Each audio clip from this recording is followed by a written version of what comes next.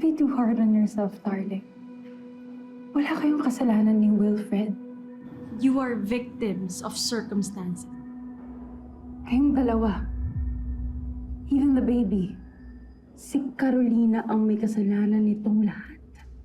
Kung hindi niya pinatay yung mommy mo at hindi niya kayo niloko, hindi sana kayo nahihirapan ng ganito. Yeah. I keep telling myself that. Pero nagigilty pa rin ako, tita. Sorry, tita. I just need a moment.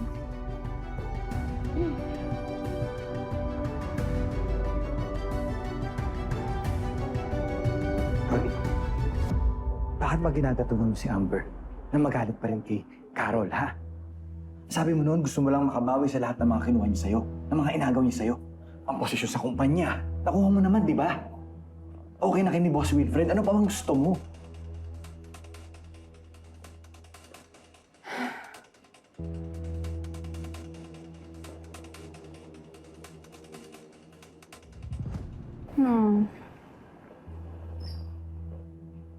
Gian. Boss kita? Kailangan ko mag-report sa'yo?